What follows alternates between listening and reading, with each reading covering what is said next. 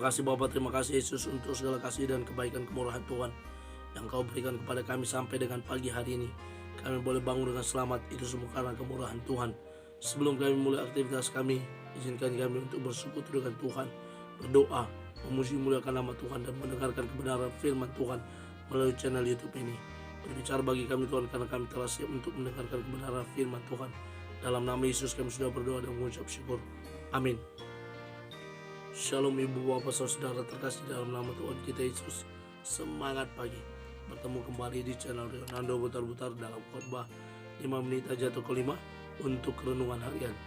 Renungan pada hari ini saya ambil dari kitab 1 Korintus pasal yang ke-13 ayat yang ke-8. Demikian kesaksian firman Tuhan. Kasih tidak berkesudahan, nubuat akan berakhir, bahasa roh akan berhenti, pengetahuan akan lenyap, kasih tetap selamanya. Ibu bapak saudara terkasih dalam nama Tuhan kita Yesus, berbicara tentang kasih merupakan pengajaran sentral dari kekristenan. Sangat mencolok pengajarannya, yakni terkait kasih. Karena itulah yang diajarkan oleh Tuhan Yesus dalam pengajarannya kepada orang-orang yang mengikut Dia.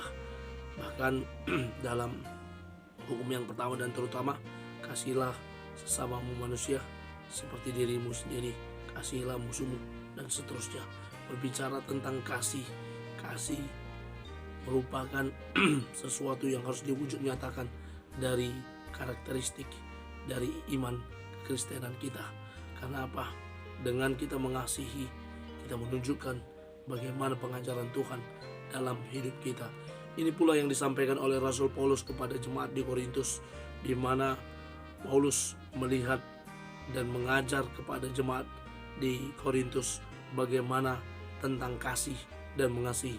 Ada konteks tertentu yang disampaikan oleh Paulus kepada jemaat di sana, bagaimana untuk mengasihi. Kasih itu tidak cemburu, kasih itu murah hati, kasih itu tidak membanggakan diri dan tidak sombong. Kasih itu tidak melakukan yang tidak sopan, tidak mencari keuntungan sendiri.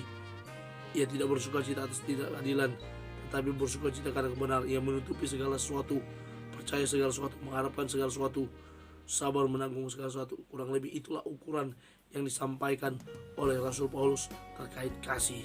Dan dia sampai pada nas yang merupakan renungan bagi kita pada pagi hari ini, yakni berkata bahwa kasih tidak berkesudahan.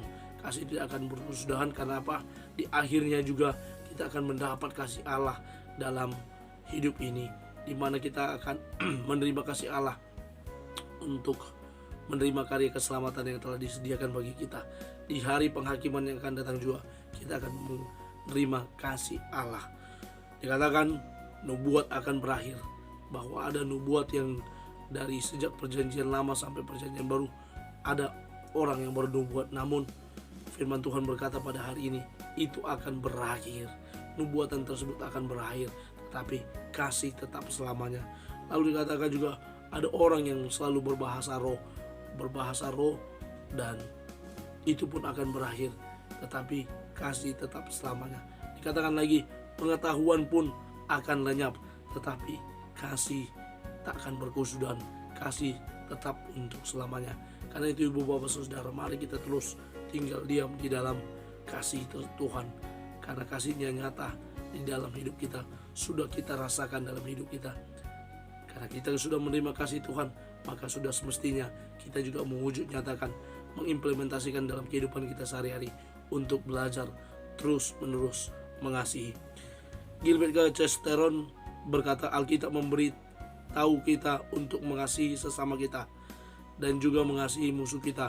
Mungkin karena mereka umumnya orang yang sama. Kadang-kadang sesama kita, orang-orang yang ada di sekitar kita, itu harus kita kasih, karena kemungkinan mereka juga akan menjadi musuh kita, dan mereka juga harus tetap kita kasih.